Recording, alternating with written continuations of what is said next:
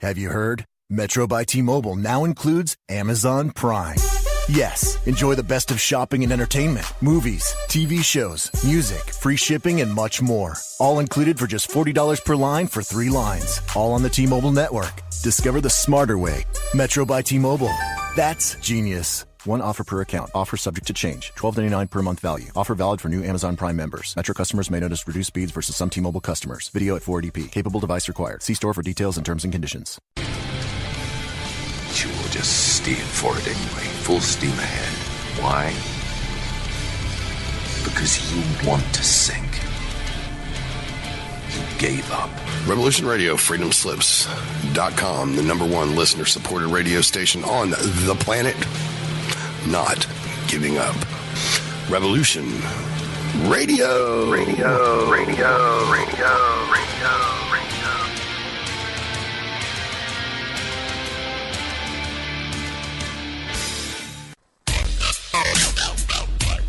Take a look around, kid. What do you see?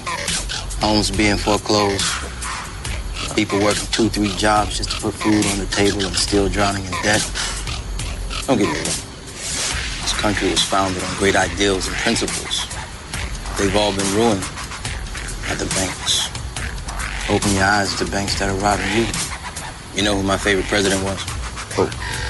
Thomas Jefferson. Because he saw all of this coming and tried to stop it. He fought the banks. JFK too, and they killed him for it. The banking institution is more dangerous than an army, he said. He also said that every generation needs a revolution, Jimmy. The American dream is just that. Just a dream. War is a continuation of politics, only by other means. Politics is a continuation of economics by other means. This is our bank. This is our war. And this is our plan of attack. Banks have become an essential threat to our democracy. So consider this justice. Thank you for listening to Revolution Radio at freedomslips.com, the #1 listener-supported radio station on the internet. Please help support this station so this battle can continue forward. Revolution Radio!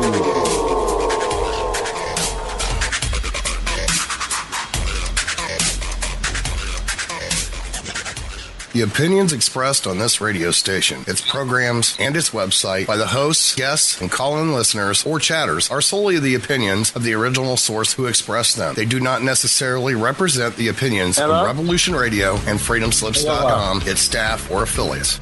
You're listening to Revolution Radio, freedomslips.com, 100% listener-supported radio, and now we return you to your host.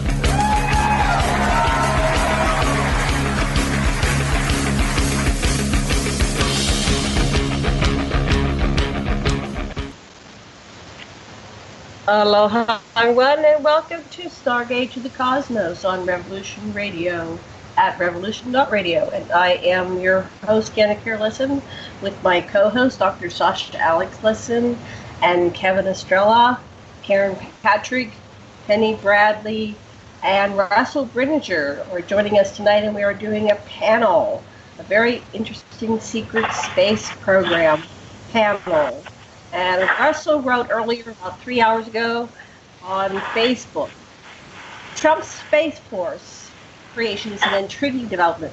There's already a good case to be made that a secret space program already exists. Ben Rich, former CEO of Lockheed, stated, "We already have the ability to take ET home." Gary McKinnon hacked NASA and found a list of non-terrestrial officers complete with shipping logs. $21 trillion is missing from the Pentagon. In the late 80s, black triangle UFOs were spotted both in Brazil, acknowledged by the head of the Brazilian Air Force, and in Hudson Valley. A huge black triangle craft made an appearance over Phoenix, Arizona in 1997, as acknowledged by former Arizona governor and pilot Mike Symington. Dr. Stephen Greer says the U.S. mastered anti-gravity in 1954. Tom DeLonge and his To the Stars Academy wants to build an interstellar craft with publicly donated funds. Testimonies of multiple whistleblowers say there is in fact a secret space program. an internal faction of whom want to come forward with the mind-blowing technologies they already have, gained from interactions with extraterrestrials. Even Richard Dolan, a rational historian, says that there may in fact be a breakaway civilization that uses zero-point energy, interdimensional portals, and time travel. So is Trump being used as a tool to bring forward this knowledge, leading to disclosure of 70-year-old clandestine projects? The other possibility is that Trump is oblivious to any of this, and his ego just thought it would be cool to dominate space. So we're going to talk about this and the secret space program. And we got a big panel today, so we're going to get started on this. First, Dr. Lesson, what would you like to say about today's program? Okay, well, now that I've got some of the smartest people I know on our show, I just want to say it's the traumatization that I've witnessed at the border of the United States, where babies are taken out of their parents' arms and put in a cage, is exactly what the secret space program has been doing to children that they kidnap and do this to. And the horror that we can feel, that everybody can get because it's being publicized enough, is what I know you're going to feel about what's really going on behind the scenes. And we got the people here to tell you about it. Okay, wonderful. I'm going to kind of go boy, girl. I hope it works out pretty good. The next one I'm going to call on is a girl, and Karen Christine Patrick. Hello, yeah. Oh, yes. Horrible connection. Oh, bad connection? Okay. There you go. Now it's good. Okay, take it away. Okay, good. Oh, no, I was really thrilled that you got Russell on here. I saw his comment earlier on Facebook, and I've been reading up. It's kind of been a strange day to be both looking at the whole issue with what's happening on the border. I live in a border state here in New Mexico, as well as then turning around and watching this space farce announcement by the Trump administration. I'm extremely dubious of this announcement, primarily because they've been working with Ken Johnston Sr. for 3 years, looking at the how NASA was used to cover up the secret space program, as well as working with my partner Brett Shepard, who wrote the book Digital Moon, on specifically how imagery was used in a propaganda kind of way. So, this is not a step in disclosure. It's a step away from it by putting yet another front on what we already know exists. So that's what I want to say about that. Okay, great. Well, we're just doing a little intro here to check the mics, and then we'll do longer segments. Next up, we're back to a boy. Kevin Estrella, are you with us? Are you there, Kevin? I missed him. Sorry. Missed Kevin. Okay, go back and get Kevin.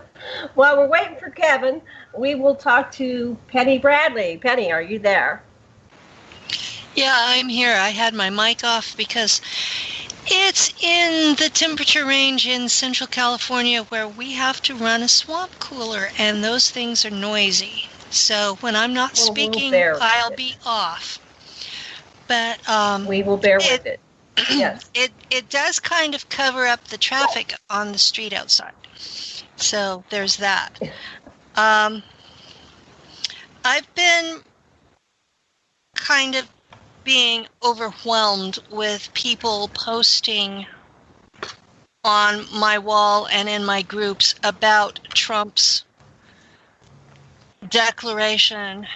And at this point, I'm looking at it as a way to say we're starting a space program now, and it's all clean and pretty, and we're just going to sweep the last 80 years under the rug. That's my feeling about it.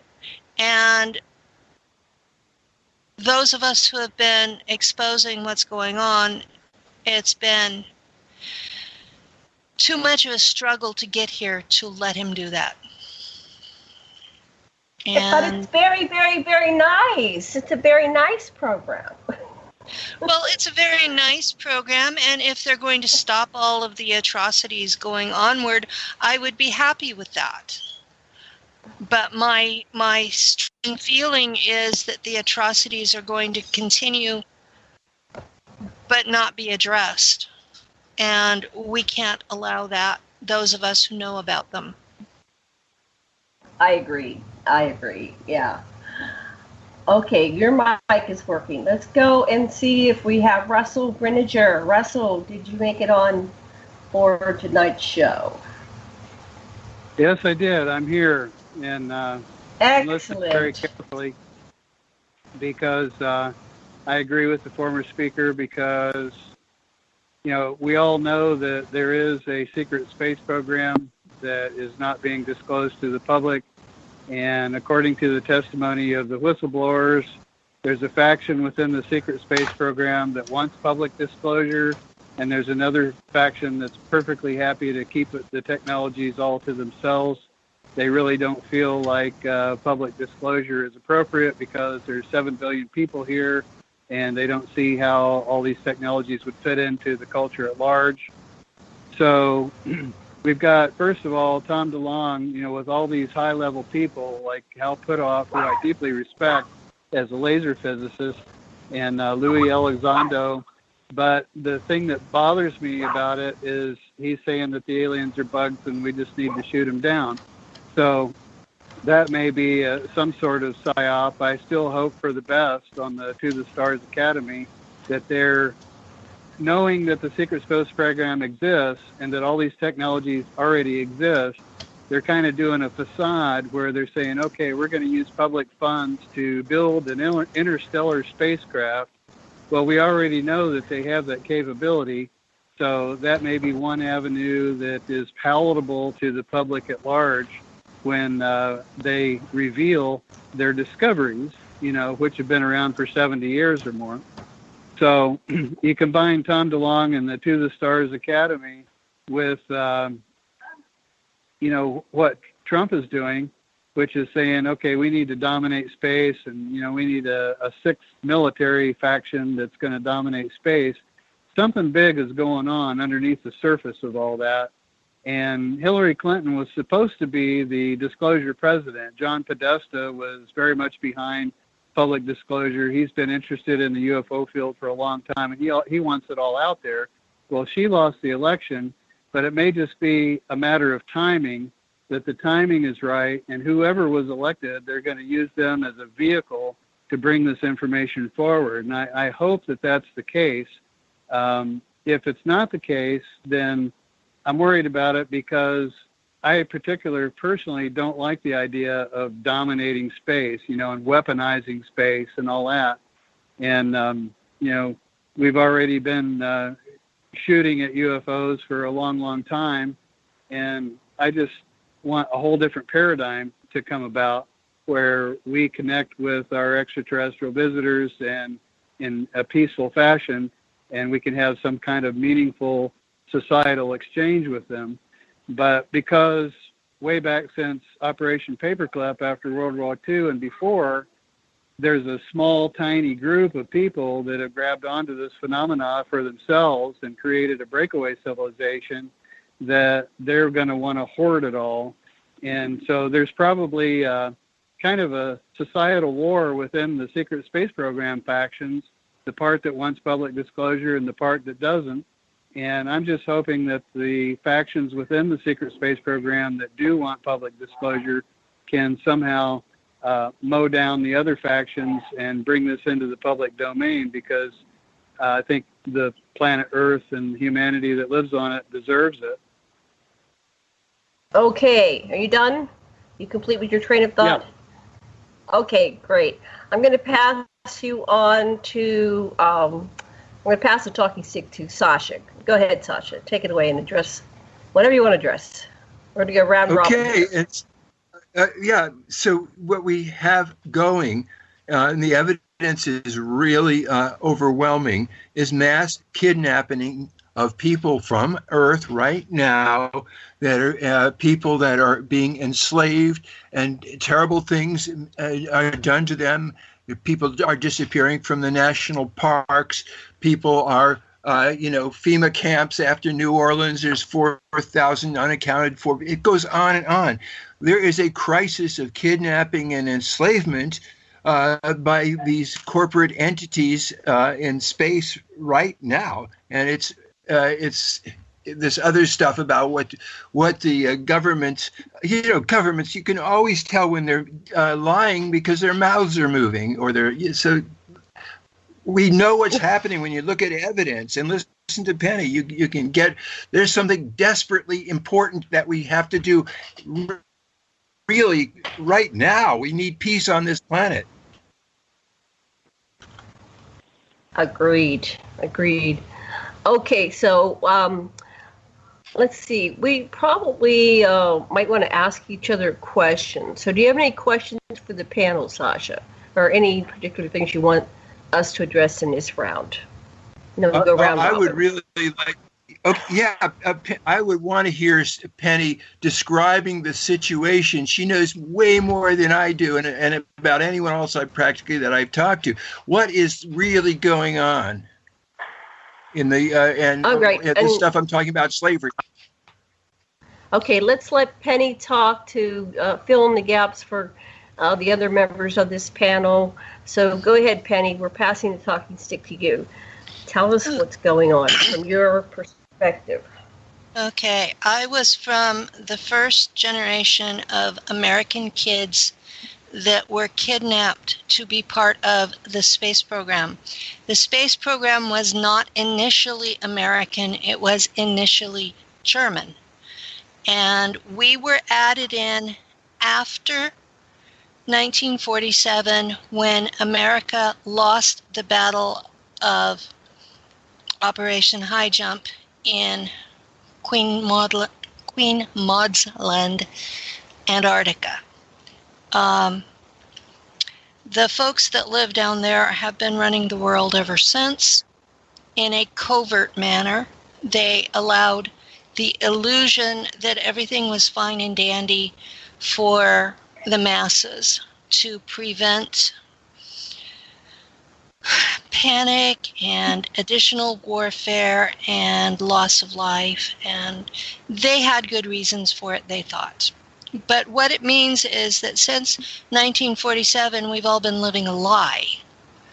And here it is, all these many years later, and the truth is coming forward because people like me are remembering what happened to us. Now, when I was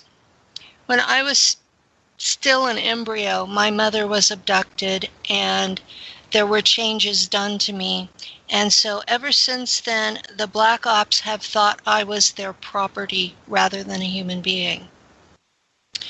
And the changes that were done were to give me psi abilities and the ability to interact with Draco without dying. So they thought they had good reasons for that. But when I was 4, they decided to come get me. And they took me to Langley for 5 years. And they used essentially the same thing as most people today call satanic ritual abuse. And these were doctors in a lab. We had a whole section of children who ranged from 3 to 8 years old when they first got there. And we each had a cell, and we were known by our cell room number rather than our name. And we weren't allowed to interact with each other very much because they didn't want us to form bonds. They wanted us to be completely alone so that we would have maximum response to whatever they did to us. And what they did to us was they created altars. Stuart Swerdlow describes it as they intentionally formed a 13 by 13 by 13 cube of altars that they could program however they wanted. And I have no reason to doubt that Langley was doing the same thing, even though I was a generation earlier. Penny, how did you know that you were genetically altered? Did you ever have a discussion with your mother about this? Did she remember anything? I had the QHHT regression hypnosis.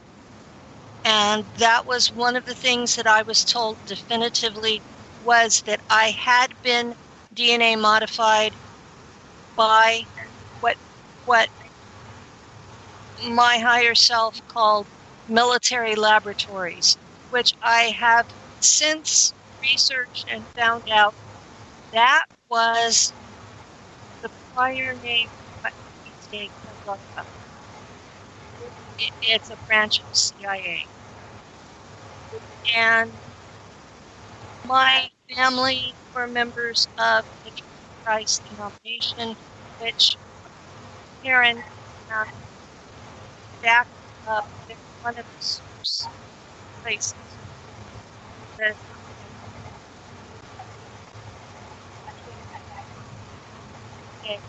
once I got to Langley,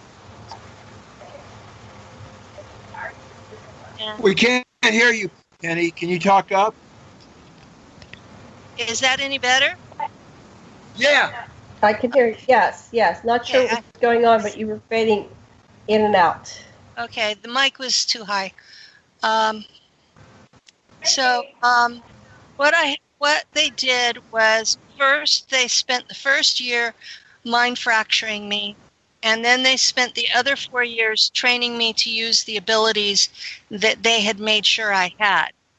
So a year at that time, I was taken to Montauk, and this was before Al Bellick's program. So the initial program was boys and girls, and they had enough trouble with girls going interdimensional that they decided to go with just boys after that. The boys didn't do that. So for the girls, it was a way to escape because we were obviously supposed to act. We were supposed to travel through time, and if we had the capability of going elsewhere, that was a way to escape from these people, because we were in hell. I got in so much trouble for going interdimensional that the Draco warrior that was there saved my life from the Scientologists who were running Montauk. They wanted to just dump me in the incinerator like they did the crazy kids. And the Draco said, no, we'll chip her instead, and I will go find her. And he did. But otherwise I wouldn't be here today to tell. So those who think that all Draco are horrible, you're wrong. They're not. They may have an agenda, but they're not always. They're usually not as bad as the humans I dealt with. But once I was 9, I was sent to Mars with a group of the other survivors from Langley, and we went through the jump gate, the same one that Andy Basiago talks about. And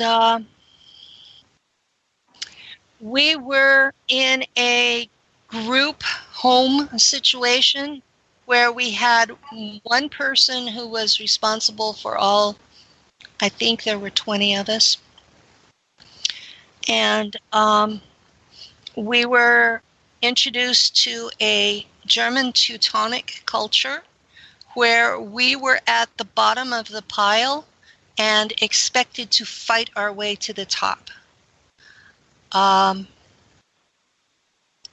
We were not allowed to fight physically in class, but there are ways of showing aggression without being physical. And so that particular alter that went through that lifetime is a very aggressive person. And I've reintegrated her, is why I have her memories. Now that culture has, the German hierarchy is at the top, and they are allied with the Draco, and they're more aggressive than the Draco. Underneath them are your officers who are schwarze Sonne, which is what Americans call black sun, and they drink black goo to get special powers. It ups their IQ, it makes them invincible, it gives them great health, until one day they're too sick for the black goo to keep them going, and then they'll throw up the black goo and they'll die within hours. It's a really gruesome death, but they think it's worth it. And the black goo eliminates all empathy that they would have for any other person, human or otherwise. In the space program, we consider the ET allies to be persons. They're just not human persons. What was the next thing? Okay. Below the schwarze Sonne are the officers who have not drank the black goo. And below them are the enlisted people. And that's the bulk of the programs, are the enlisted people. These are your boots on the ground.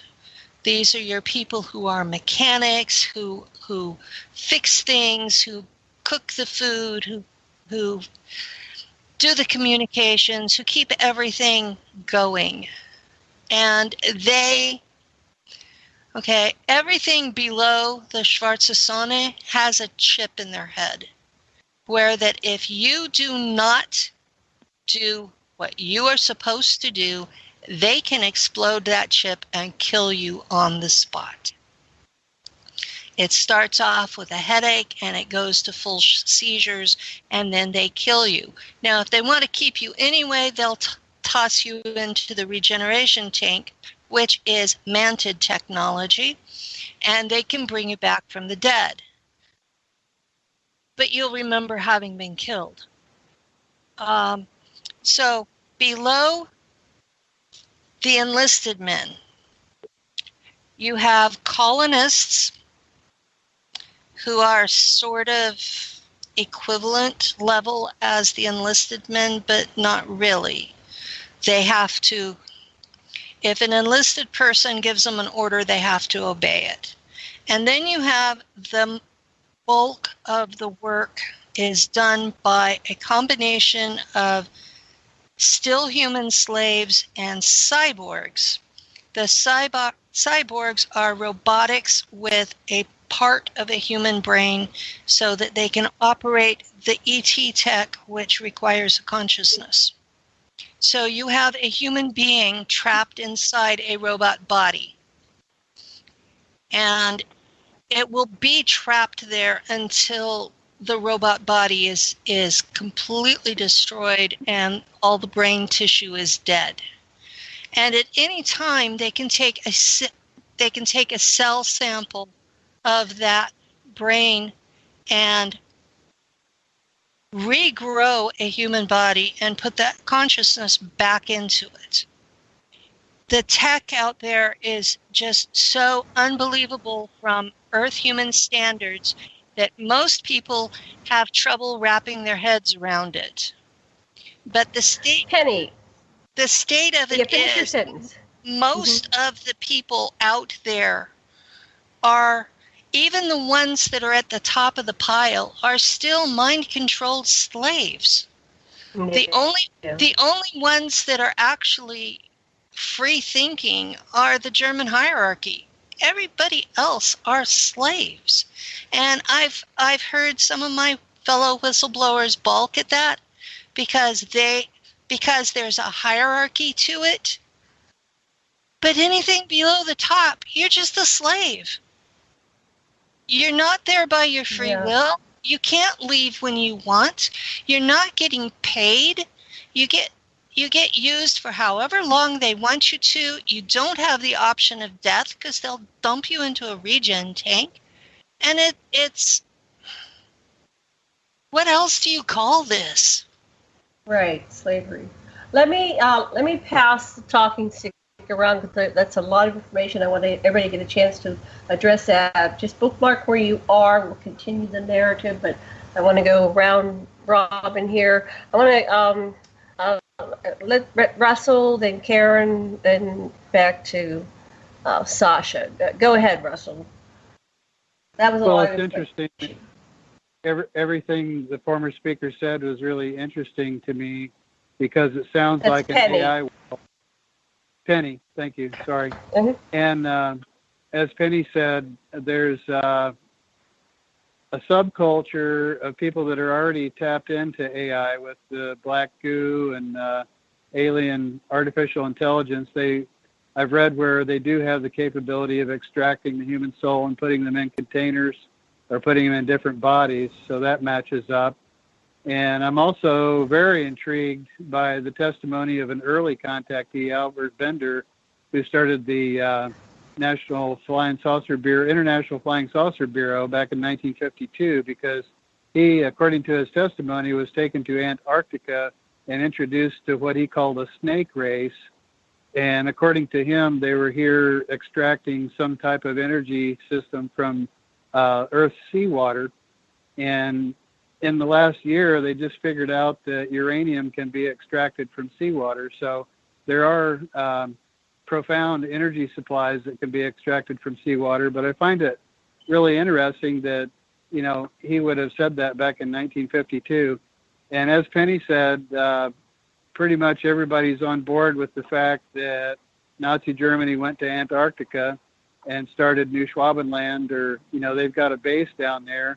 And this is verified by Operation High Jump. When Admiral Byrd went down there, saucers came up out of the water and, you know, destroyed some of his equipment, some of his airplanes. He came back with his tail between his legs. So there is a Nazi, possibly Nazi/Draco base in Antarctica. And I was reading where Michael Salla believes that the 1952 flyover in Washington, D.C. were part of that faction down there, that these were Nazi Bellcraft that came up from New Schwabenland just to make a demonstration of power. So, and also David Paulides' work, Missing 411, there's approximately 30,000 people a year that go missing. So the idea that they might be somehow kidnapped and recruited into a secret space program operation that's tied into implants and chips and AI, you know, a lot of this may in fact be going on. Right. Karen, your turn. Yes, hello. I wanted to read a little short passage here about Wernher von Braun. And the reason why is I think this Space Force concept is part of what Carol Rosin identified as the last card, and I have a passage that explains that. And she worked with Wernher von Braun, who was brought over ostensibly to give us rockets in our space program, but he also had some involvement in electrogravitic craft as well. So it's hard to say what he was brought over for. But he, towards the end of his life, was, I guess, trying to explain what the plan on the board was. And I'll read this. Von Braun had a history of working with weapon systems. He escaped from Germany to come to this country and become a vice president of Fairchild Industries when I met him, that being Carol Rosin. Von Braun's purpose during the last years of his life, his dying years, was to educate the public and decision makers about why space-based weapons are dumb, dangerous, destabilizing, too costly, unnecessary, unworkable, and undesirable idea, and about the alternatives that are available.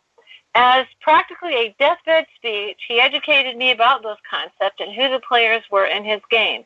He gave me the responsibility, since he was dying, of continuing his efforts to prevent the weaponization of outer space. When Wernher von Braun was dying of cancer, he asked me to be his spokesperson, to appear on occasions when he was too ill to speak. I did this. What was most interesting to me was a repetitive sentence that he said to me over and over during the approximately 4 years that I had the opportunity to work with them. He said the strategy that was being used to educate the public and decision makers was to use scare tactics. That was how we identify an enemy. The strategy that Wernher von Braun taught me was, first, the Russians are going to be considered the enemy. In fact, in 1974, they were the enemy, the identified enemy. We were told they had killer satellites. We were told that they were coming to get us and control us, that they were commies. Then terrorists would be identified, and that was soon to follow. we heard a lot about terrorism. Then we were going to identify third world country crazies. We now call them nations of concern. But he said that would be the third enemy against whom we would build space-based weapons. The next was asteroids. Now, at this point, he kind of chuckled the first time he said it. Asteroids against asteroids. We're going to build space-based weapon. And the funniest one of all was what he called aliens, extraterrestrial. That would be the final scare. And over during the 4 years that I knew him, he was giving us and giving speeches for him, he would bring up the last card. And remember, Carol, the last card is the alien card. We are going to build space-based weapons against aliens, and all of it is a lie. And I like to bring that up because there does seem to be a process in order, just observing the fact that NASA was trying to talk about near-Earth objects or asteroids, and that kind of got scuttled because in research we've done, basically one of the congressmen famously asked, well, what happens if an asteroid's heading toward us? Well, they said, well, we can tell you it's coming, but we can't stop it. And that kind of scuttled the funding, because it's all about funding, ultimately. It scuttled the funding for the asteroid program, so I guess we're skipping right to the last card in the idea, in my opinion, of a space force. Force against whom? If it's not turned against the people of Earth, then who is it turned against? What do we need a space force for? That's my question. So I just wanted to bring up that kind of famous case. That's a very good question. What do we need a space fleet for if there's no aliens? Okay, whatever. Okay, we're back to Sasha. Lots been said. We're coming up on the top of the first hour. Sasha, what would you like to address? What would you like to add? What would you like to I would really like to hear the next thing, Penny, in your story as your life progressed. And I guess what really gets me is that how you found love. That really came back to you through all you've been through. That just what blew my mind about your story. I pass to Penny. Okay. When I was at Langley, I was in room number 7, and there was a boy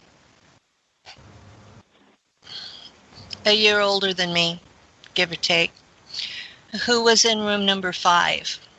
So we were at Langley together, and then we were shipped to Mars together, and we went through Schule, which is the German colony school, and we graduated at about the same time. And he was put into the translation program because he was deeply gifted at that. On Earth, he spoke Russian and English, and in space, he spoke English, German, and Russian. And when Corey Good talks about his glass pad, this was the person who uploaded most of the information on the glass pads. Funny, my altar describes him now as being a, quote, girly man because he was somewhat effeminate. But we had spent all this time together. And I became a fighter pilot in a unit of women fighter pilots. So we were called the Valkyren. That's the Valkyries in English. And I didn't know what my name was. They had called me Penelope, which is my real name, but they had pronounced it Germanic. And so I adopted the name of my unit as my surname. So on Mars, I was Penelope Valkyren. And because we had known each other since Langley, there was a bond. And I don't know if I seduced him or vice versa, but we ended up an item. And in the German fleet, even on Mars, there's this thing that any officer relationship has to be kept extremely discreet. You're not supposed to form a bond. There's not supposed to ever be any trauma. Well, I don't know what they named him there, but on Earth his name was Steve. And we ended up in this long-term affair, and one day I was sent to take out a raptor nest. I should probably state here that there were 4 other sentient races on Mars when the Germans got there. And the first thing they did was go to war with 2 of them. They nuked those races' cities into oblivion, sending one of those races into the Stone Age. What were the races? What other races were there?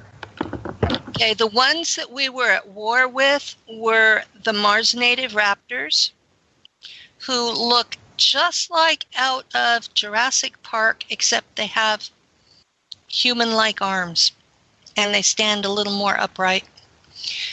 And they still have the 6-inch raptor claws, and they're telepathic, and you look them in the eyes, and you know you are dealing with someone smarter than you are. There is no questioning that. They are only in the place they are in because the Germans nuked them. Then there are the Mars mantids, and they're a sub-race of the mantid empire. They look more like Earth mantids than the normal ones do. So they have the actual mantis face, like the bug on Earth does. But they're just as intelligent. They don't speak in words, but they are completely telepathic, and they keep the Mars spiders as pets, like we keep dogs. And I would get out of a plane and I would be supposed to capture a mantid for interrogation. And inevitably, I would be eaten by a spider. But I still have it. What happens? Huh? You said you would get eaten by a spider. Then what happened? I would wake up in a regeneration tank. Oh, the regen. So did they get you out of its stomach, or they get you before you're consumed, or how does that work? They would find the dry husk, and they had a tissue sample on file for me. The technology, they put whatever they find into the tank, and they put the tissue sample of what you're supposed to be into. There's a slot in the control panel, and they set you for an age and weight, and depending on how damaged you are, how long it takes. But you come out and you are that age, that weight, in perfect shape and matching your DNA file. By the way, that's a way to get rid of viruses. Well, you're breaking up. That's a way to what? Get rid of viruses or parasites or diseases. They just put you through. Also, a nice way to lose weight. Lose weight and regress. You don't need plastic surgery. You don't really have a weight problem there. The food's not that great, but you get in trouble if you don't eat. And you're working constantly. And they keep you at what they consider your optimum age and weight based on your performance. So the whole time I was there, my body appeared to be 30 years old and 160 pounds and that was where they kept me because that's where I functioned the best. That to them, it's all about your productivity. You're not a person. They don't care how you feel. They want you productive because you're an asset. You're not a person. And I was a lieutenant. I was an officer.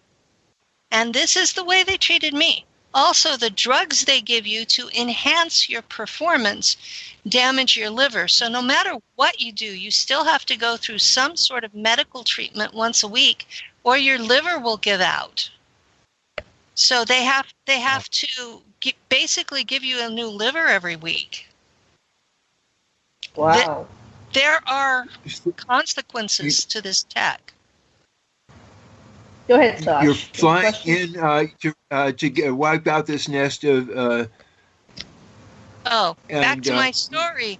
Yes, yeah. I was flying in, and my plane resembled an F-14, and this would have been in 1990 Earth time, except that it had plasma engines instead of jet engines. And I was flying in, and I had this screen in front of me that a chip in my head provided that showed me what was going on inside the raptor nest. And I found Steve being dinner. And I absolutely panicked. And my ship, because I was chipped to the ship's computer, the ship's computer felt the panic and said, "Oh, let's fire everything." And it did. But it recorded the time coordinates. And then it took me home because I was in a flat panic and couldn't even do that. And I got into major big trouble. And they used the time tech to do what they called redial. And they pulled all the humans out of the nest before the weapons did. And I got a dressing down for having an affair. I got bonded for losing control of my emotions in a tactical situation, and for no longer being trustworthy to have those kinds of weapons. And they transferred me to a ship off planet. And I had spent 25 years on Mars, and in 1990... Bring the mic closer. Talking to the mic. Okay. In 1990, they shipped me into Darkfleet. And, or as we called it, Nachtwaffen. And I spent another 25 years there on the ship. And they sent me home in that altar in 2014. So the information that I have is fresh as of 2014. There was no alliance at that point. There were no rebels. Being a rebel was impossible. You did not even own your own shoes. How were you going to have a ship? You weren't allowed to think for yourself without a chip in your head. How were you going to form a conspiracy to take over a ship?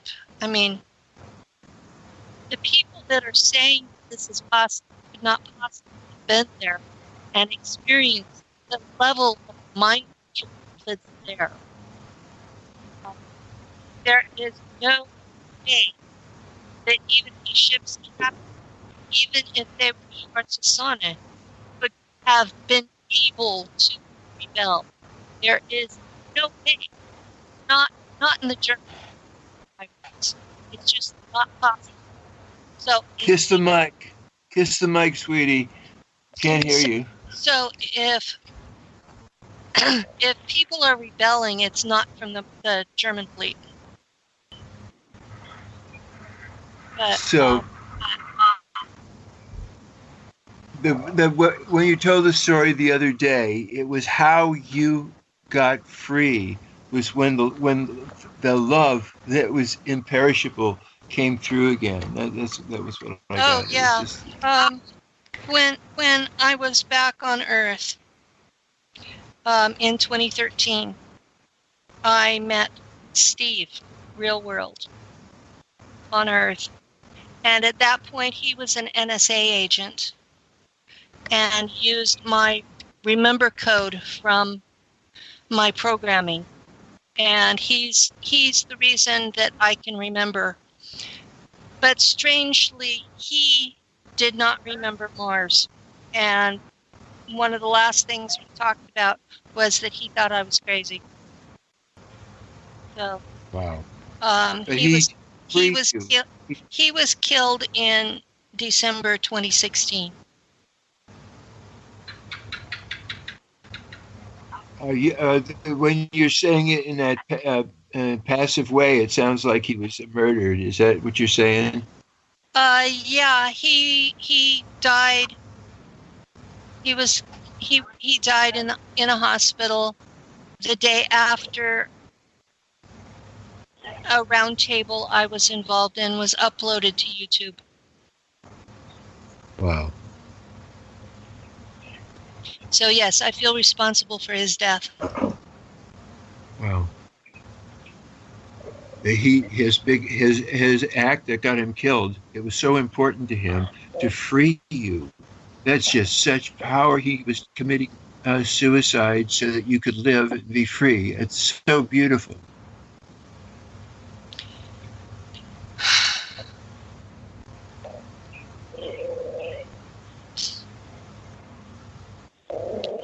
I'm sorry, I'm crying now.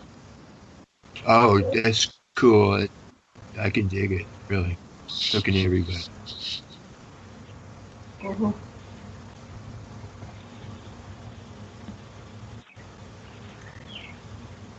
All right. Karen or Russell, do you have any comments or feedback? Well, it's got to be the greatest love story I've ever heard. And it's really interesting from the standpoint of people like myself that don't have any first-hand experience in this secret space program or all the things going on Mars and all that. But I've been following the testimonies of people like Mark Ralph, who hooked up with a woman who was a psychotherapist, and he suddenly remembered all his experiences, and collecting data points like Dr. Michael Stalla between Mark Ralph and Randy Kramer and Corey Good and now Penny, and they all seem to coordinate pretty well. But I must say it's exciting and disturbing at the same time, because from the time I was a kid, I always hoped that if there were extraterrestrials, that they would have overcome their desire to engage in war and conflict. And it just seems like there's a lot of it going on out there. And people are being enslaved with microchips and under the control of AI, and their souls transferred from body to body. And it's a world that is beyond anything I've ever even contemplated. But my mind is open and I'm listening, and it sure does seem to coordinate with one another. So I'm just kind of stunned by it, to tell you the truth. I have a question. Is that just on this like little subroutine? I heard that this part of reality of existence is like a virtual reality program that's going, and it really isn't the entire continuum of existence. It's just kind of like a subroutine. Is that true? Well, or is that, what do you think?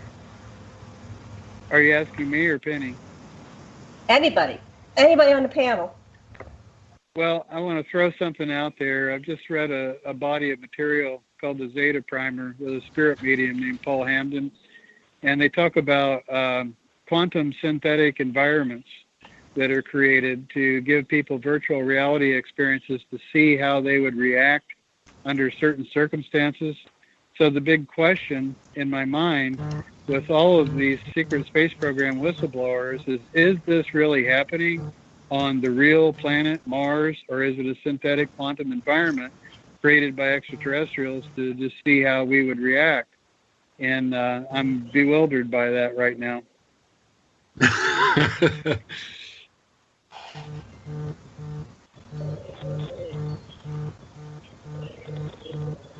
Okay, next person. Who has a comment? Well, Question. In response to that, I will say the blood's there. The blood that's there is real. The bodies are real. You can taste and smell the blood when you're shot or clawed.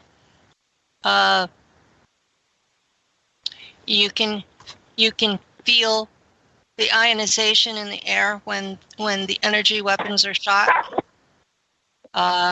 When the ship goes down, you feel it, and whenever you're bit by the spider, all you can feel is the burning of the venom, and thankfully that doesn't last long because it kills you fast.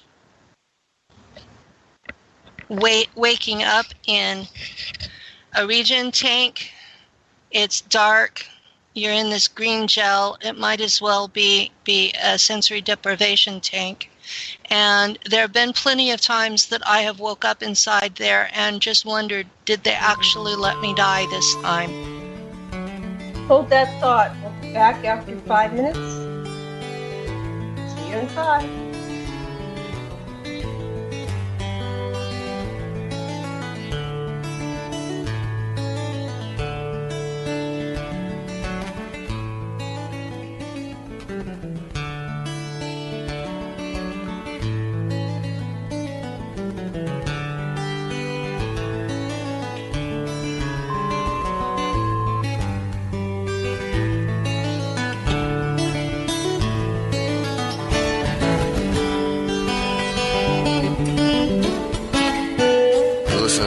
Radio at freedomslips.com, and we'll be right back after this message.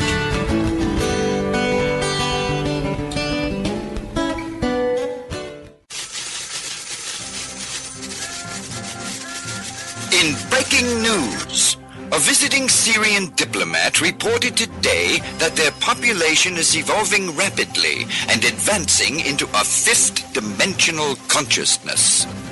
They are seeking peace with all cosmic cultures, which may mean that the Earth will be asked to join the prestigious Galactic Federation of Light Alliances.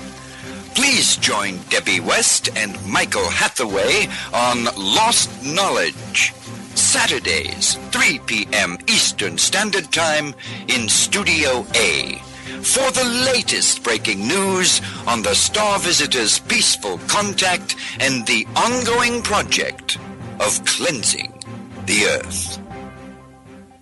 Who are you? I am the architect. I created the Matrix. I've been waiting for you. Why am I here? You are the eventuality of an anomaly which, despite my sincerest efforts, I have been unable to eliminate from what is otherwise a harmony of mathematical precision, which has led you inexorably here. You haven't answered my question. The Matrix is older than you know, as you are undoubtedly gathering. The anomaly is systemic, creating fluctuations in even the most simplistic equation. Choice. The problem is choice. Right here at Revolution Radio, freedomslips.com. Be here Wednesday evening at 8 p.m. Eastern Time for Private Eye Matrix Revealed with Monique Lassonde.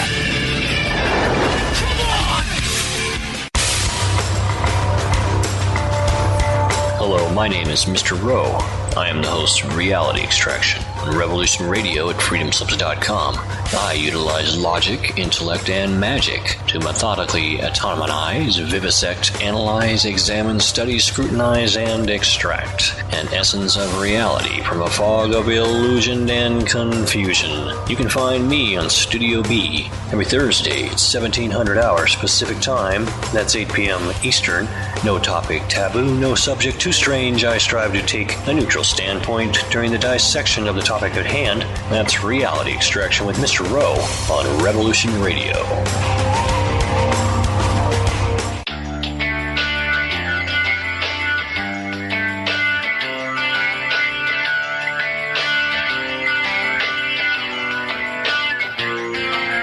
This is Thomas, a.k.a. a Mad Painter. I'd like you to join me Monday nights, 10 p.m. Eastern Standard Time for Open Canvas. Don't forget to bring an open mind. Yes, folks, that's right. Bring an open mind to an open canvas. Again, that is Monday nights, 10 p.m. Eastern. UFOs to government corruption. This is Revolution Radio, freedomslips.com. You don't need to expect us. We're already here.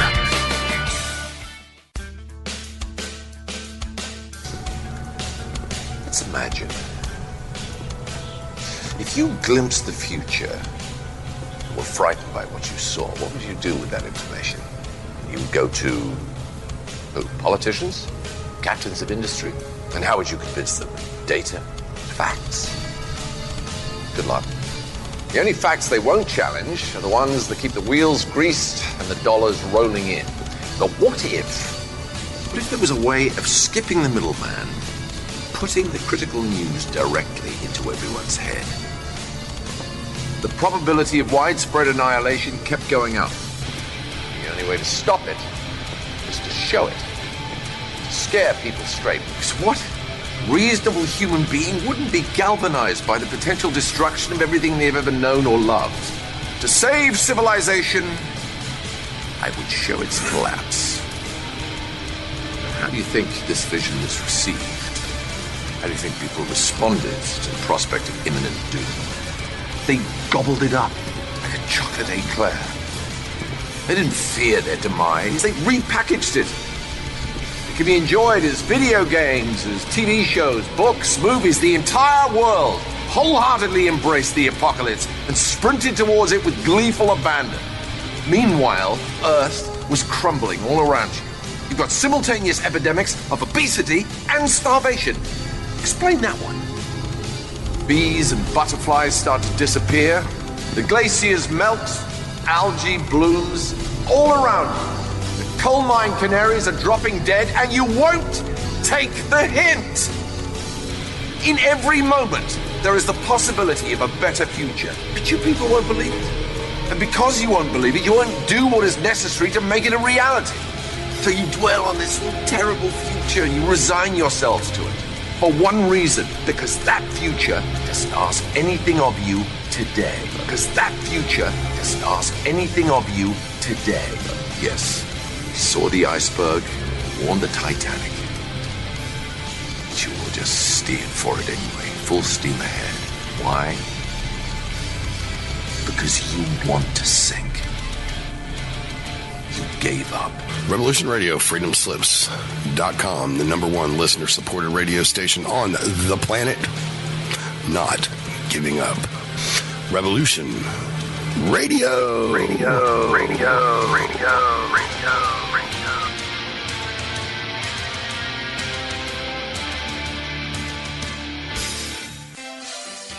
Hello, this is Maggie Rose McGrath of The Concord Show. And co-host Marine Corps Map, coming to you on Monday and Tuesdays in Studio A, noon to 2 Eastern. And Studio B on Wednesday nights, 10 p.m. to 12 a.m. Eastern, with educational, instructional, information, and situational updates, often with wonderful guests on the current landscape in the U.S. and overseas. This is a go. We are with you, side to side, and back to back. Please join us on Monday through Wednesdays, as well as other hosts and guests here on Revolution Radio. We're not gonna take it anymore. That's right, we're not gonna take it anymore. We said we're not gonna take it anymore. That's right, we're not gonna take it anymore. The opinions expressed on this radio station, its programs, and its website by the hosts, guests, and call-in listeners or chatters are solely the opinions of the original source who expressed them. They do not necessarily represent the opinions of Revolution Radio and freedomslips.com, its staff, or affiliates. You're listening to Revolution Radio, freedomslips.com, 100% listener-supported radio, and now we return you to your host.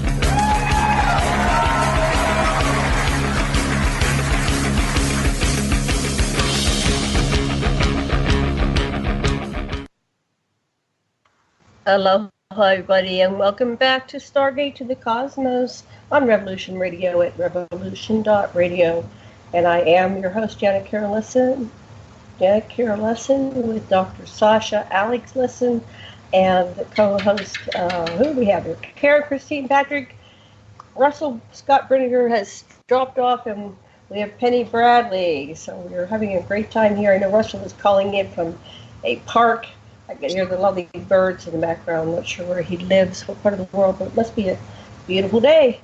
And so before we get back to our show, let's remind everybody to please go over to that donation button on the website, revolution.radio, and make your donation this week.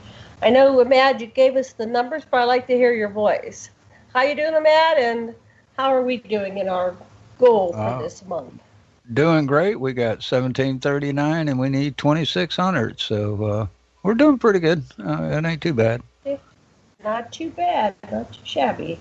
Okay, great. So, Dr. Lesson, you wanted to talk about, what did you want to talk about this last hour of the show? I know you're fascinated with the altars. I'm really interested, Penny, in what happened in Montauk and in all kinds of very, very similar things that are going on. Basically, this split of a person into these different subpersonalities, and how you have created a system of being able to manage them and become the chooser in your life. And it's just and I think all of us can use some of that journey. Can you give a little explanation of what a subpersonality is from your perspective as a student of Drs. Howe and Sidra Stone? And Dr. Howe Stone studied directly with Carl Jung. And from my understanding, these are fractions or fractals of oneself that help you. They usually develop to help you cope with things, but everybody has some subpersonalities. We have our inner child, adult, parent, and we have our inner child, or inner critic, which is a very dominant one. Can you kind of give a little exposition of that from the traditional psychology point of view, and then we'll go into Penny's explanation of it from a secret space program, my lab's point of view. Go ahead, Dr. Messer. It's the difference is between being able to center yourself and realize you have a variety of parts or impulses that have to be coordinated, which is part of the maturation process, and everybody's got that. And being traumatically split so that when you're in one subself, it's not just a subself anymore. It's an alter. It's another person, and you don't have contact with the other. So it's a big, big difference, and it's the mind splitting that the Germans used, that the Montauk used on people, that's being used to this day to traumatize people. You know, when you see what's happening at the border, that's the same thing. These children are being traumatized and split into alters. Anyway, Penny can explain it a lot better than I, because she's... I'd like to hear your explanation, Penny. What they are trying to accomplish is to separate a part of the mind that has access to all of the DNA abilities and the power of the soul without sharing memory with the rest of the mind. And yes, it becomes a separate person who lives within the same body and head. And they program this fraction to do various things and to be activated by whatever trigger they have chosen in the programming. And it's usually something that won't be used in normal life. They will program a specific alter according to a children's book or a movie or a cartoon series, and all of the code words for it will come from that specific mythology or words that they make up related to it. I've been really responsible about not saying what my remember code was, because most of us also have booby traps where that if we remember, it activates a self-destruct program. And I don't want to be accidentally activating someone else. I know how traumatic it was for me to suddenly have Penelope Valkyrian's memories rushing in on me in another language, complete with smells and sights and feels, and no context for any of it. And I don't want to do that to anyone else. So I'm trying to be responsible here. But she had that altar had been programmed with Wizard of Oz programming. Now I have other altars that have been killed in their form that have come up as soul fragments. And that's basically the altar that we know from Mind Fracture is the equivalent of what Native Americans call a soul fragment. And you do lose soul to these things. Your cover personality, the person that your parents think they're raising, loses energy to all of these. So the more of them you reintegrate, the stronger you become as a person and more centered, as how Dr. Sasha described it. You become more centered because you get more of your soul energy back. What they're doing is they're splitting people up into itty-bitty little pieces that they can use however they want, and that the person themselves are too fragmented to be able to live a even reasonably normal life. And it is crippling. And yes, the same thing is being done on a lower scale to these kids at the border. They're being separated by their parents. They're being held in cages. They have no freedom whatsoever. They've got older kids taking care of infants. You know, none of them know, even if their parents are alive, where they are, if they're going to be able to see them again. They're being put in with people that don't speak their language because they're taking all of these kids and shoving them in together. So you have kids that speak Portuguese from Brazil mixed with kids that speak Spanish from Costa Rica, and you might have Somali kids thrown in there too. So the one thing that you can count on with how they are being treated is that they will have altars. Altars are a survival mechanism. It's when you are hit with trauma so severe that your mind cannot deal with it, it forms a fraction to store that trauma. And that's why they don't share memory, is because your core personality can't handle the memory. So, and humans lose this ability somewhere around 10 years old. So if you're doing the same trauma to an adult, they're not going to form altars, they're going to die. So this is why they're doing it to small children. And they started doing it to me in 1959. So this has been going on for a very long time. My understanding is the professional term for assets who have been through this process is disassociatives. That's how we are described by the military. And we are created on purpose. And this is a system-wide problem. The ACIO that was founded by A.R. Borden, and he headed it for a long time, is the agency who chooses which kids are taken for these black ops.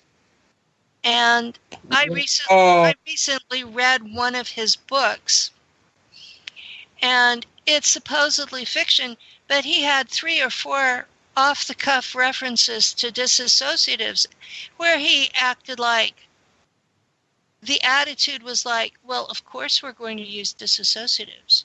You know, like it was nothing.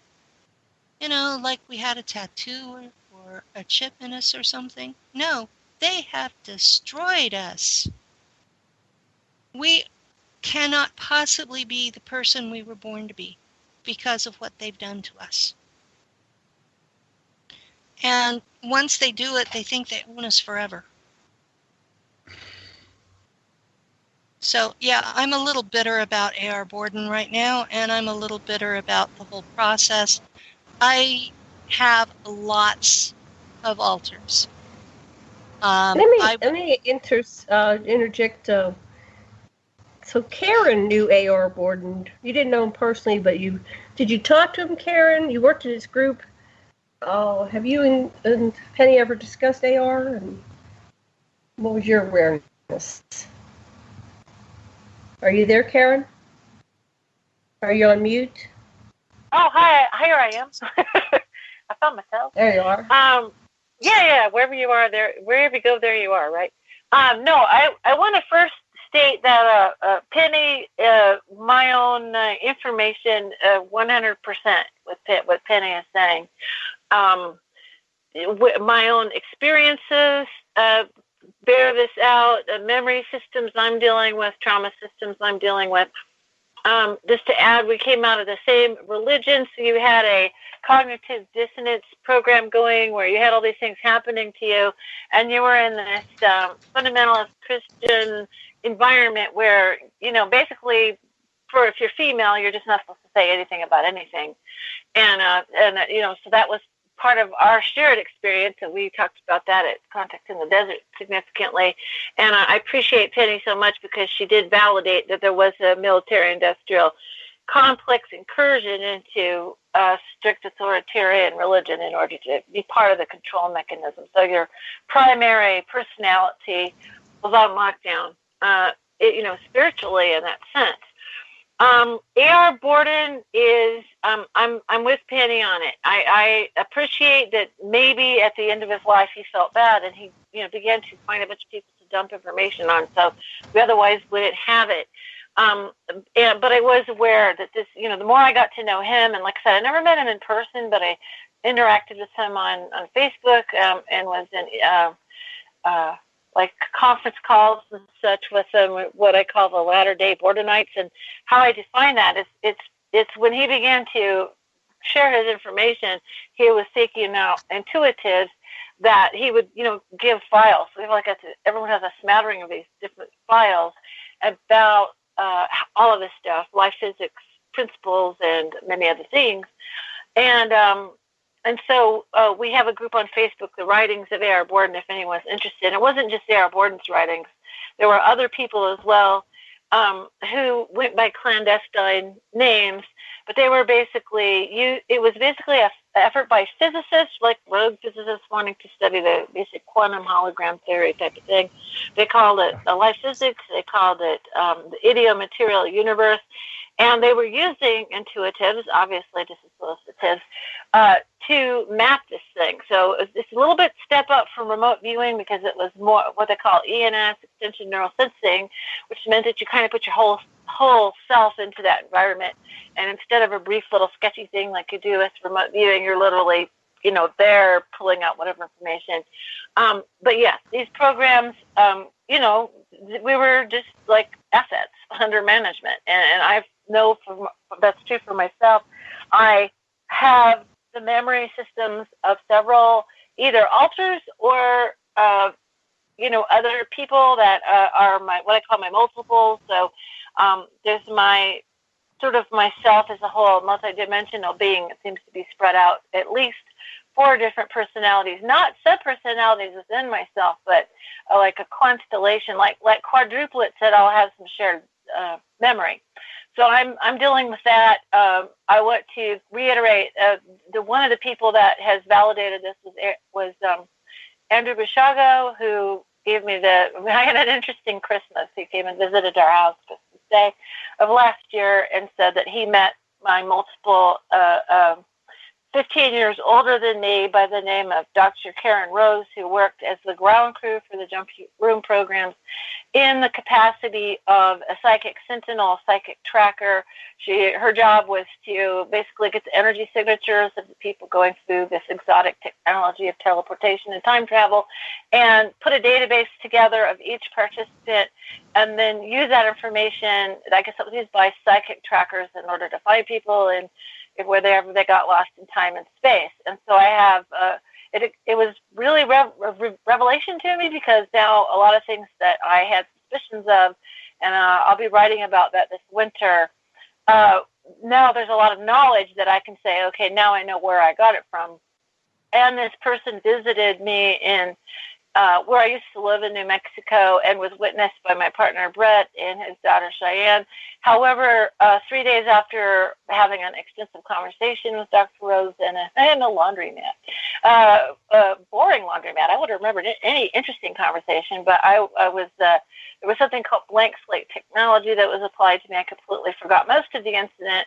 I'm still working on memory recovery. So that was the term I got, assets under management. Assets under management. Psychic, people use for psychic tracking, people use for jump room programs, it's extensive. Okay, it's really extensive. But yes, I agree that it has sort of the trauma-based mind control is essential in creating an asset, and now we seem to be having a process of mutual remembrance, which I think is very interesting because this technology is really good at what it does as far as controlling your perception. And for some reason, we're having either a process where this is going to be all revealed to us through experiencers of all these programs, or there's some other, I hope, benevolent force at work that's helping all of us to heal.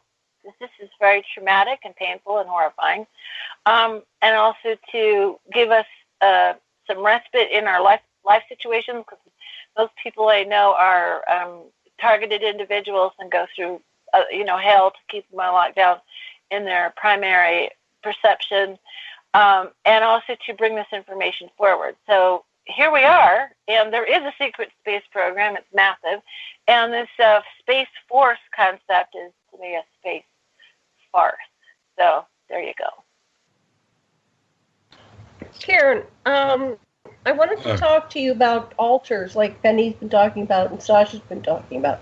Have you ever identified any alters within you? Apparently you have that Dr. Rose. And so what is Dr. Rose? Is she an alter? Is she a clone? And do you have alters? Well, it's hard to say whether she's a clone or I'm a clone of her, but what I'm picking up is it's a time twinning process. So, and if you have the idea of something like yourself is in multiple timelines, I know I've been cross timelines a couple of times. One timeline I had was terminal, and I was a caregiver for multiple family members. That's one of the ways they had me on lockdown, was constant caregiver duty, taking care of family members. And I was getting sick myself and realized it was my turn. I knew when my various family members were going to go. And, as a caregiver, I had that empathic connection.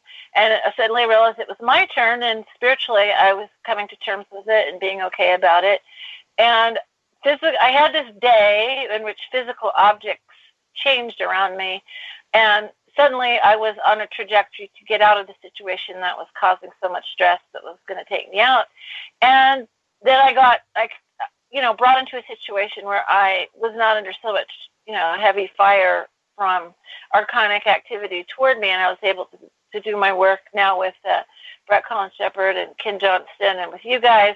I got brought out of that terminal timeline, so I wonder where all that fits in. So it might not be like, if you think of yourself as a multi-dimensional being, of which we all are, this goes to a different level than just like a within altar, although that's an option too. I do have awarenesses, I do have that. It's also your multi-dimensional self in multiple bodies, multiple timelines. I've gotten connected with who I am in a lot of different places.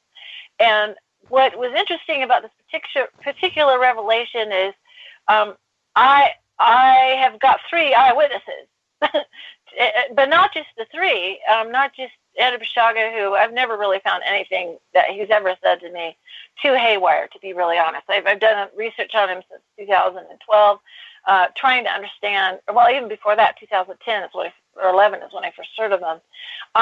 Instantly drawn to that story. I got a chance to hear him many, many times talking.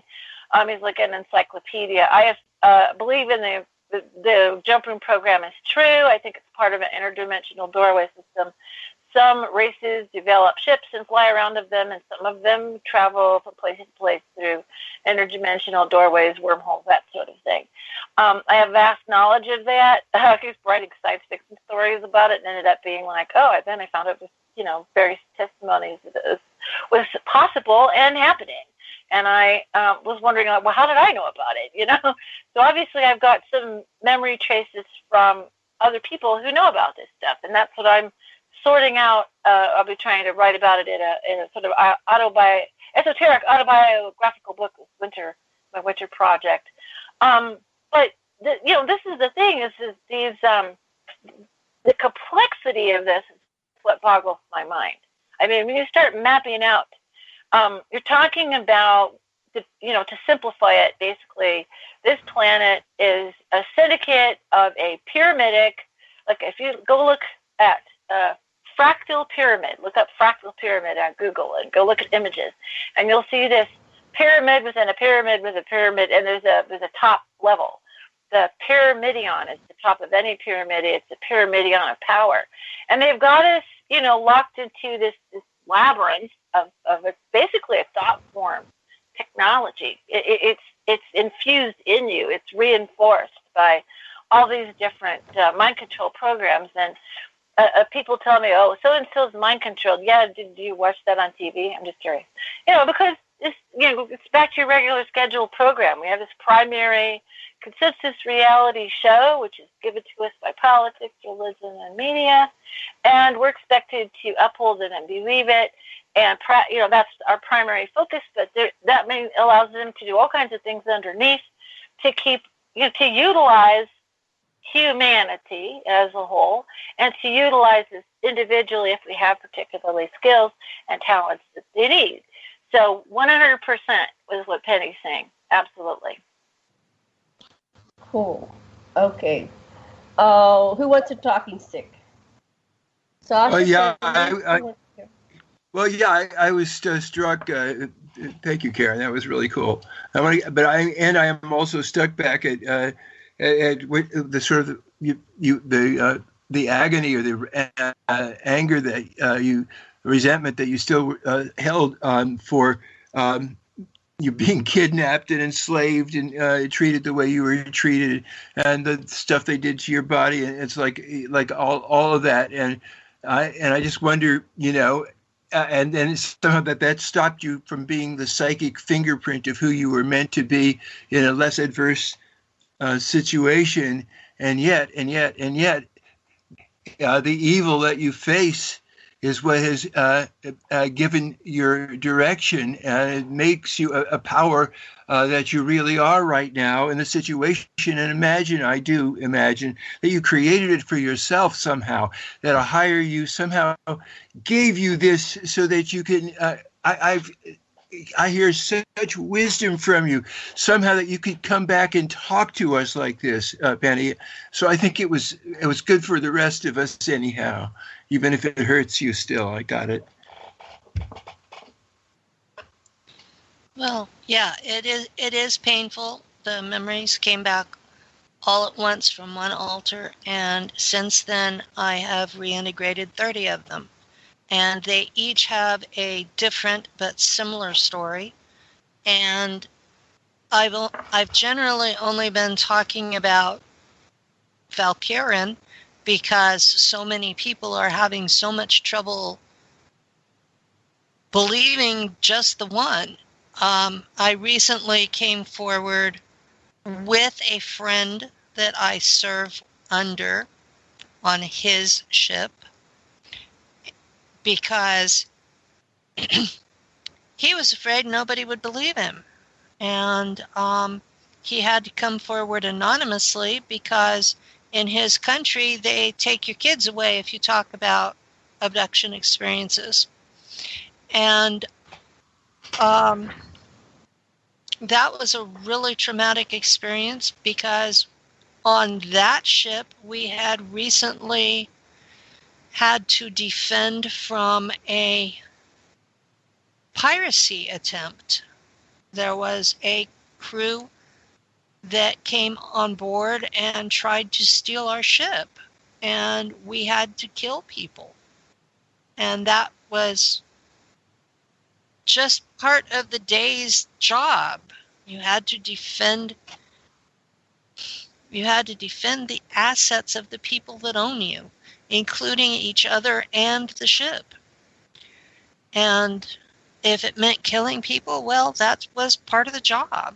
So here we are, both on Earth, dealing with the memory of this incident that we did not physically take part in, but yet we were consciously there. This is the norm now. Before the Remember Code was used on me, I would have thought, well, I just had a really bad nightmare. But now it's like, I know it's real. I have to deal with how that part of me responded to this situation. I have to look at the moral implications of what that part of me did because my soul as a whole is responsible for that, even though that particular altar is under serious mind control. And you get to a point where it's like you're awake enough to know this is happening, but you're not awake enough to be able to stop it. And the best I can do to stop it is make the public aware that their tax dollars are paying for this to be done to people. Their tax dollars are enabling a government that does this to its citizens on an ongoing basis and has been since the 1950s. And now we have a president who says, oh, gee, we're going to have a space force because I want to be a space power. And you think, so what's he going to do about all the kids that were tortured like I was? Is he going to write us off like we didn't exist? What about all the kids all over the world? Because I know people that their children have been taken from them and are in these real world. They stopped putting you in Langley in the 80s because they found out that my generation went insane. So now they take them away from their parents, or they abduct them at night. And I have a friend in Australia that has two little kids, they're 5 and 8, get up in the morning and tell him what they did in secret spy school the night before. You know, we have to live with this on a day-to-day basis. And for a person who is totally unaware, it sounds like we're crazy. And I understand that. That's why they came up with the theory that it was all just a virtual reality game. was so people wouldn't believe us. It makes it where, oh, you're just playing virtual reality. You're LARPing, which is live action role play. No, we're not. We're telling you our truth. We're telling you our honest experience on a day-to-day, all the time basis. We don't get to escape from this. So to me, this isn't something that I'm coming on here to be famous or get attention. This is, I want this crap stopped. Why are they still traumatizing little kids? Whether it's immigrant kids on the border or members of my family that have been abducted, because I know my granddaughter has. I know that at least 2 of my kids have, because we have talked about the memories. I know that the other son is involved in a fundamentalist, authoritative, religious cult, just like I was raised in. It's a different one, but it's just like it. And I keep telling him, you're in a cult, you're in a cult, you're in a cult, and nothing gets through. This is the shared experience of the people that have survived the secret space programs and related black ops. You have super soldiers in Kruger and Monarch. You have people who have been through Earth Defense Force, Solar Warden, Nachtwaffen, the Japanese version of Nachtwaffen, and however many else there are out there.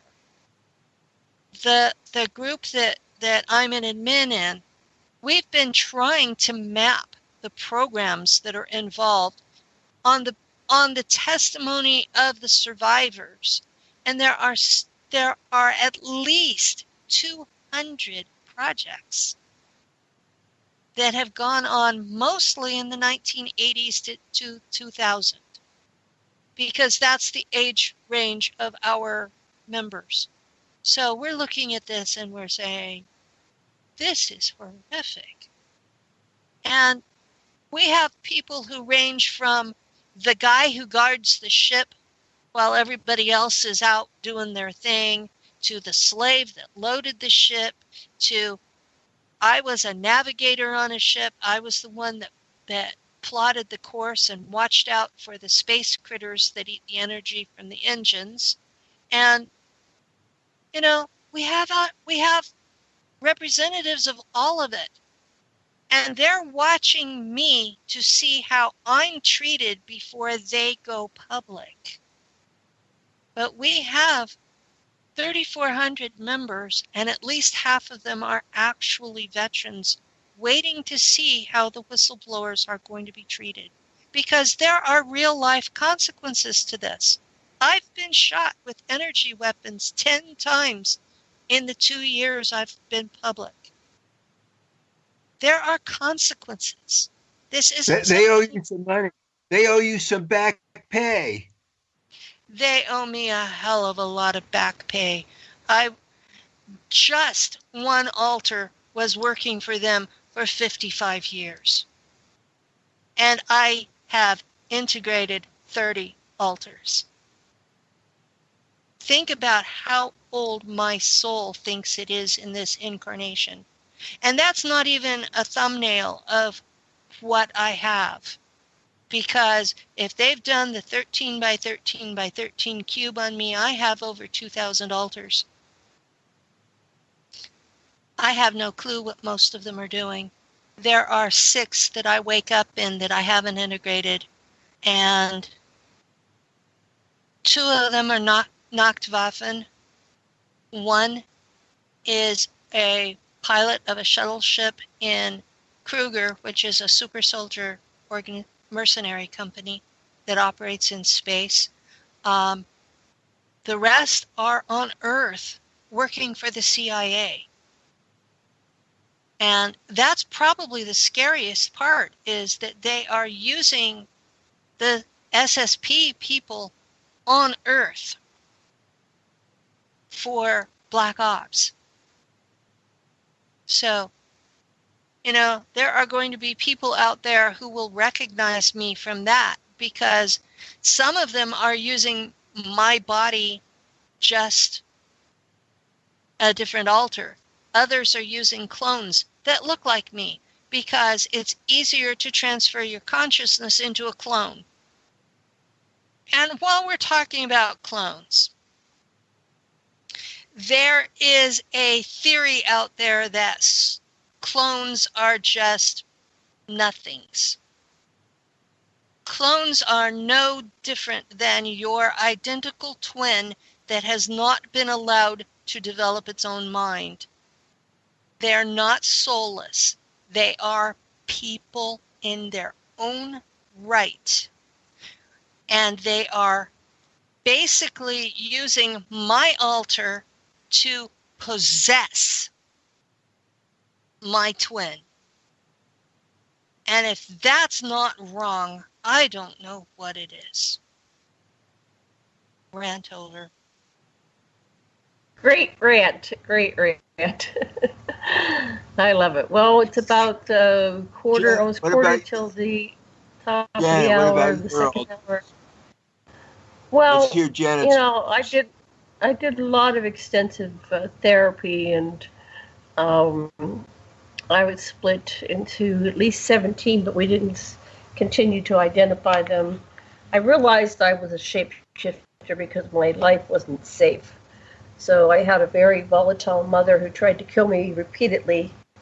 I was home alone with her. There was 5 years between me and my next sibling. My father, a typical father of the 50s, was a mailman, and he left at the crack of dawn to go deliver mail. Excuse me. And so there was a lot of time that Mom was home alone with me. And she did a lot of the typical things, like drowned me, and I can't remember everything she did, but there were just a lot of things that she did to split me. I think my mother was second generation. I think she was split. My grandfathers on both sides were part of the Masons.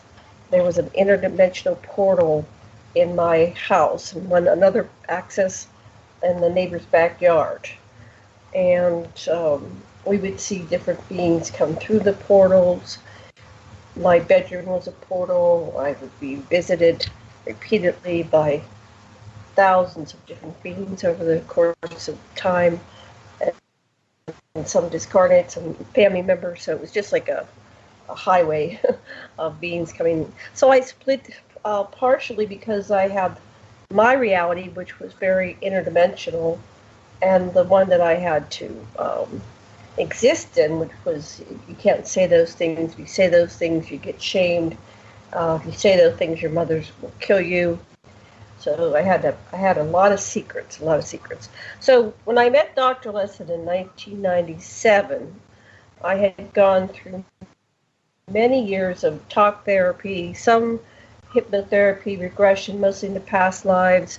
There were not a lot of people that would talk about extraterrestrials. And we're talking about in the 80s and 90s and early part of the 21st century. Not a lot of people would talk about extraterrestrials.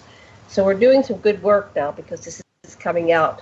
But that whole process in of itself of not being able to talk, that you always have to be careful what you say, never knowing when it's safe to share those things, that creates splits in your psyche.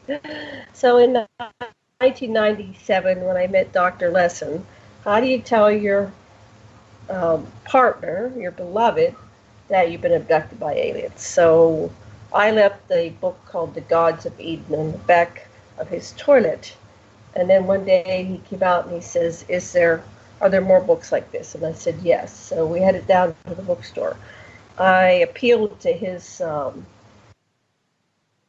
anthropology background and his intelligence, and he was a book reader, avid book reader, and a nerd, and he could absorb 5-6 books in a week and understand them and be able to talk intelligently about them. So we went down, and a lot of people, we have to start with the things that reach and activate their logic, and then they can gradually open and expand and accept more. And also, Dr. Lesson was a psychotherapist. So we started doing soul retrieval, pieces of my soul, however you symbol it, it's all good to me, to reintegrate me so that I could, be able to function, be more and more high functioning. So Dr. Lesson, what was it like when you met little Janny, Fanny? I was 43-year-old Janet, I'm 64 now. What was that like 21 years ago when you met this poor frightened soul that didn't know who to talk to? I think you've done a really good job. You've made a really good job of integrating yourself, and you're fully empowered. And I'm just in awe of the way you are benefiting humanity with your work. And good job, Sasha. You helped this chick. She came along. Well, thank you.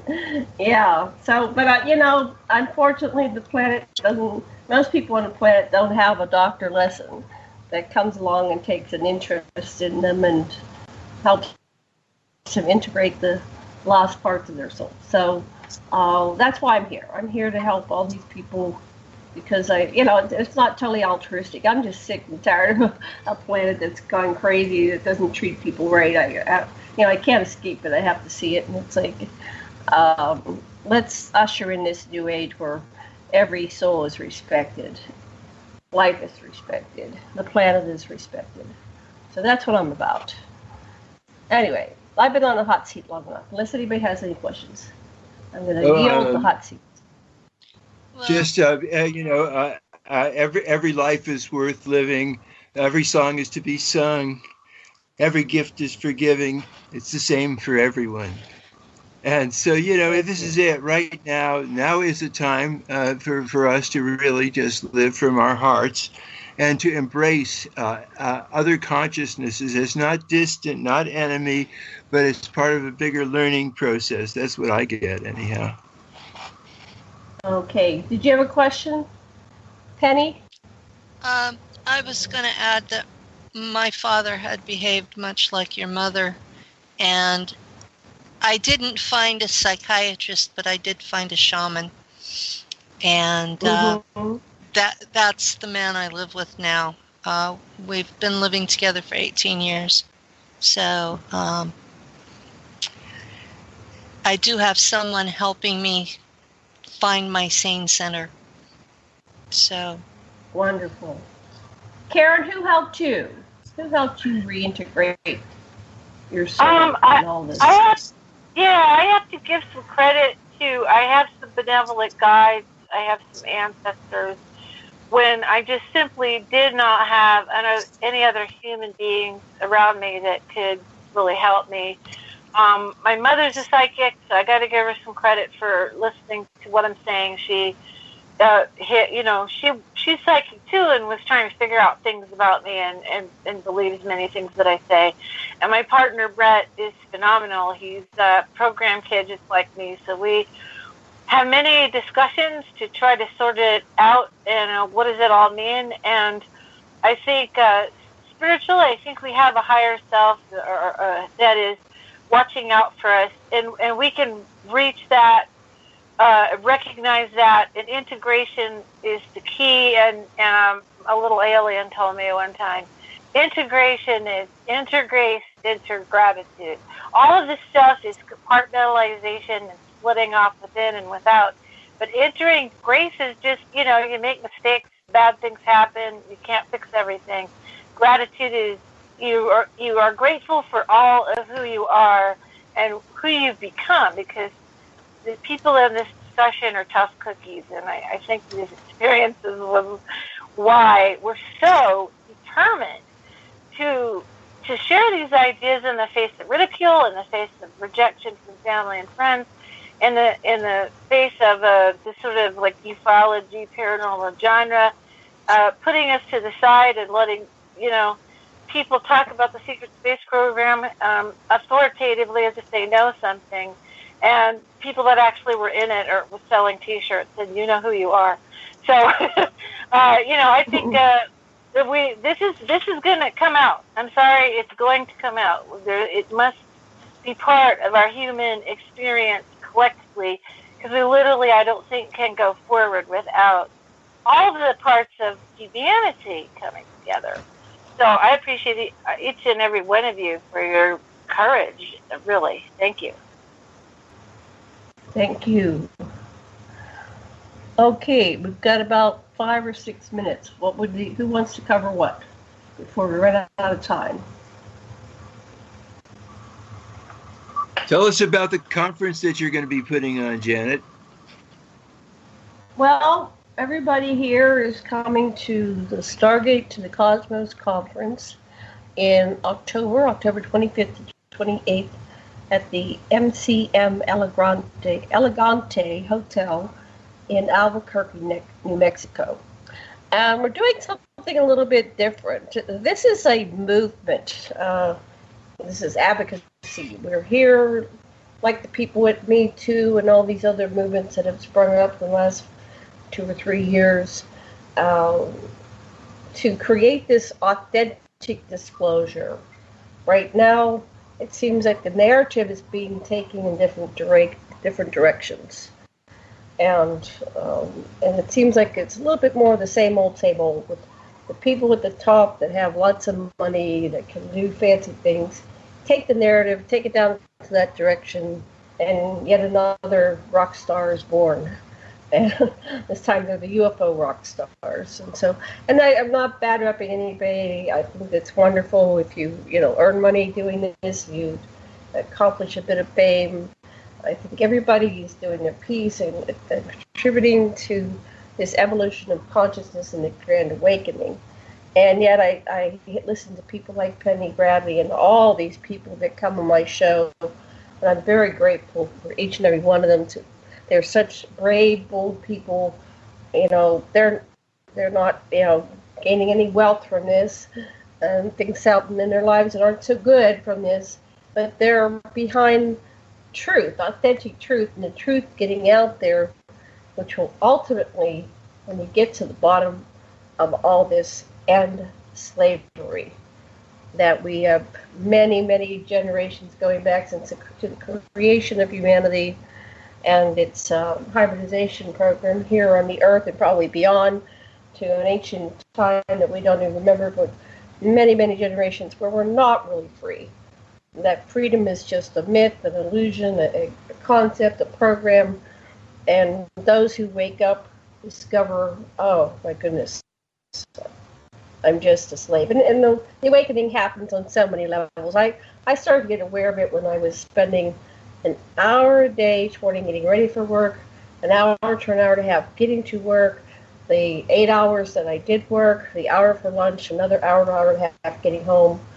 And I spent all my money buying clothes to go to work so I could buy clothes to go to work. And I just was in this hamster wheel, and I didn't get anywhere.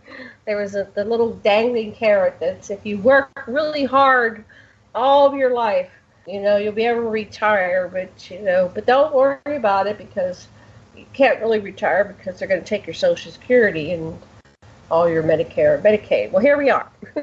I'm 64, retired, and those predictions that I heard, 30, 40, 50 years ago are coming true.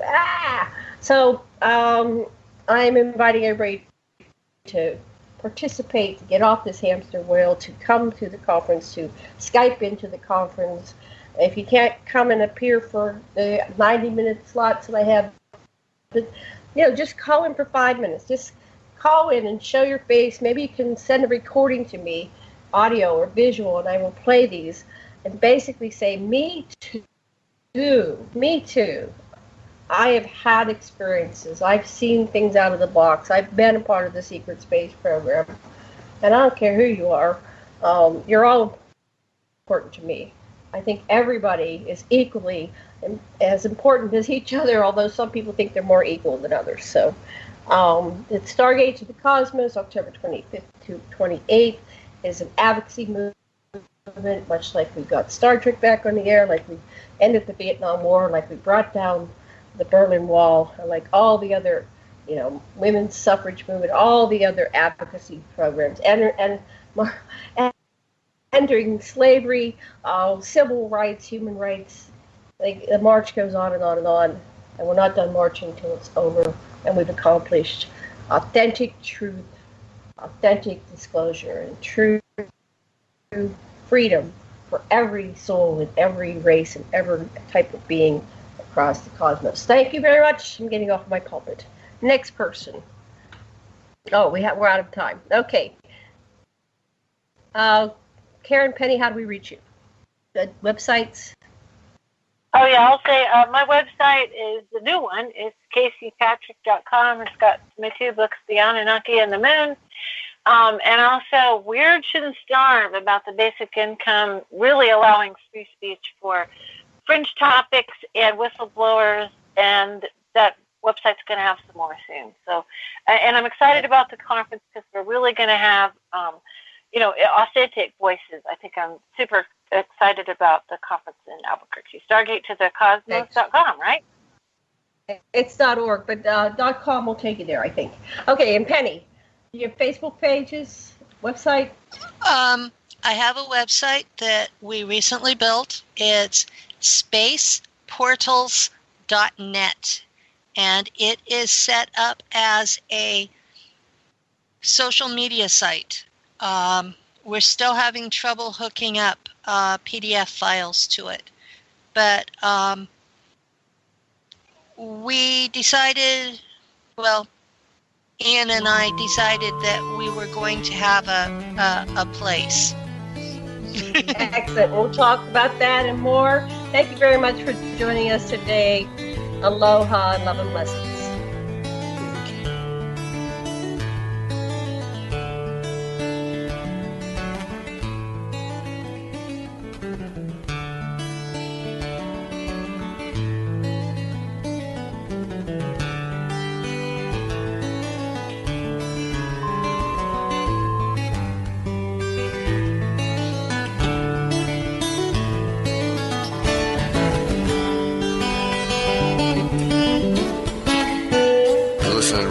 Radio at freedomslips.com. We'll be right back after this message.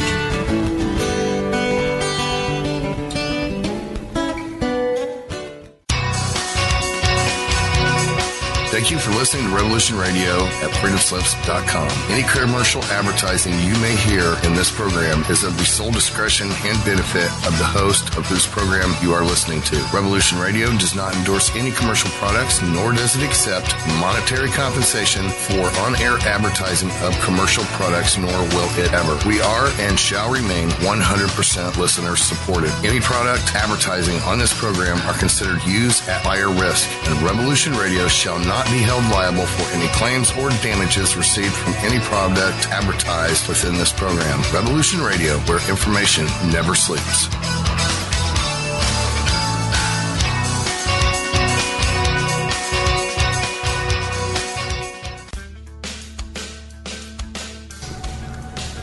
Let's imagine if you glimpsed the future, were frightened by what you saw, what would you do with that information? You would go to politicians, captains of industry, and how would you convince them? Data, facts. Good luck. The only facts they won't challenge are the ones that keep the wheels greased and the dollars rolling in. But what if there was a way of skipping the middleman, putting the critical news directly into everyone's head? The probability of widespread annihilation kept going up. The only way to stop it is to show it. To scare people straight. Because what reasonable human being wouldn't be galvanized by the potential destruction of everything they've ever known or loved? To save civilization, I would show its collapse. But how do you think this vision was received? How do you think people responded to the prospect of imminent doom? They gobbled it up like a chocolate eclair. They didn't fear their demise. Want entertainment designed just for you? Then check out customizable streaming TV from Xfinity. It makes your life simple, easy, awesome.